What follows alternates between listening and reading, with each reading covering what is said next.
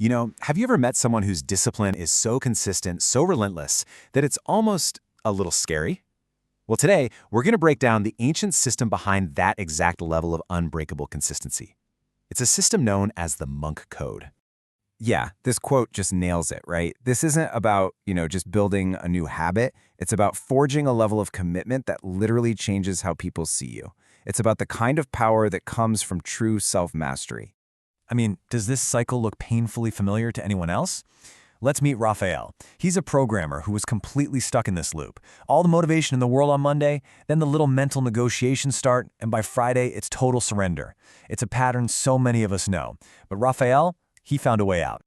So, Raphael's big aha moment came when he stumbled upon this incredible 800-year-old system from Zen monks. And listen, this wasn't about some new productivity hack. No, it was a complete shift in his entire perspective, and it all started with one single core principle that changes everything. And that principle is called Gyoji. It basically means continuous practice, but the key phrase, the absolute most important part, is without gaps. I want you to imagine this. Since the year 1200, every single day at 3:30 in the morning, a bell rings at a Heiji temple and the monks wake up. No snoozing, no negotiating. How is that even possible? Well, it all comes down to how their brains and our brains categorize commitments. Okay, so this is where it gets really interesting. The monks figured out this profound thing about our internal logic.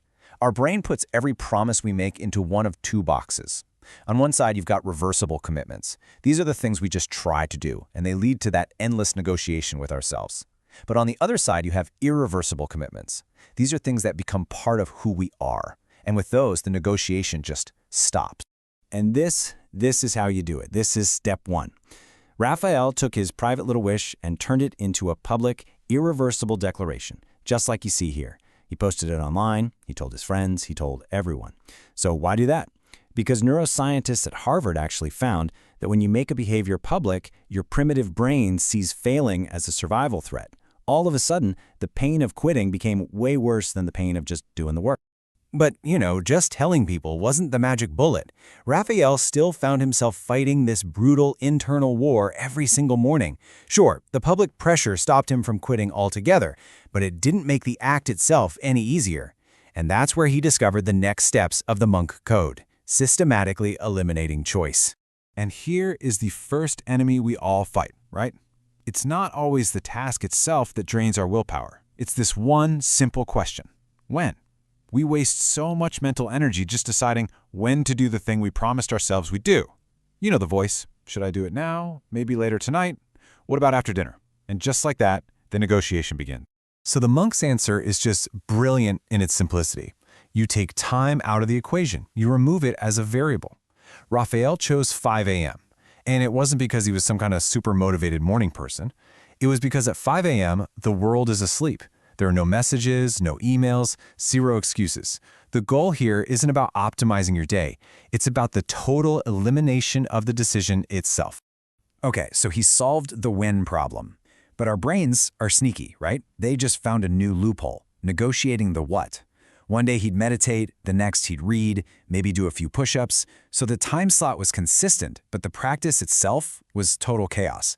All right, now this next part, this is probably the most controversial piece of the whole monk code. And it's this: variety is the enemy of consistency. Now, you might think changing things up keeps it interesting, but every tiny decision, which book should I read today? How many push-ups should I do? Every single one is a little crack where your old inconsistent self can sneak back in.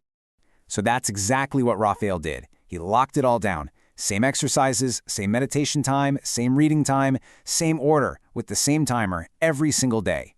His friends told him he was being robotic, but that was exactly the point. He was forcing his mind to just surrender its resistance. And look, this isn't just some ancient philosophy. There's real science here. Research from MIT shows that after you repeat an action in the same context for about 66 days, something amazing happens. The brain's basal ganglia just takes over.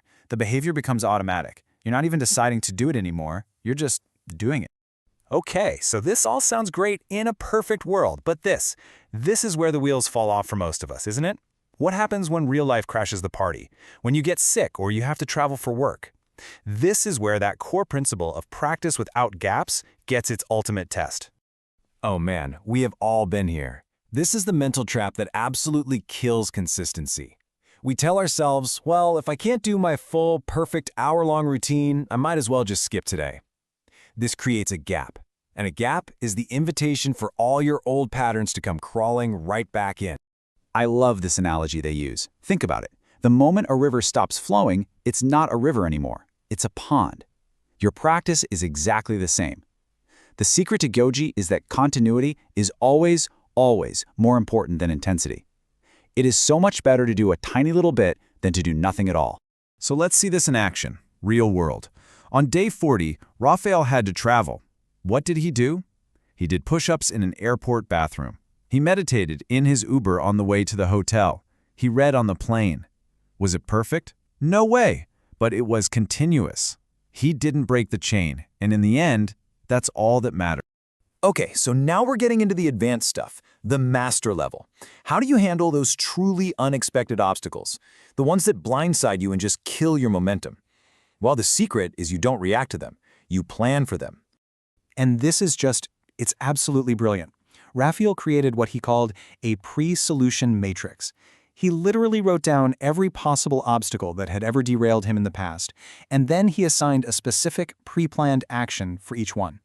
So when an obstacle showed up, there was no decision to be made under stress. The answer was already there. If X happens, I do Y. No negotiation, just execution. So after all of this, after this 90-day journey, what happened? Was it worth it? Well, it wasn't just about building a habit. Something much, much deeper had happened. Raphael was no longer the same person who started. And this just brings everything full circle, doesn't it? His friends literally told him, your consistency is scary.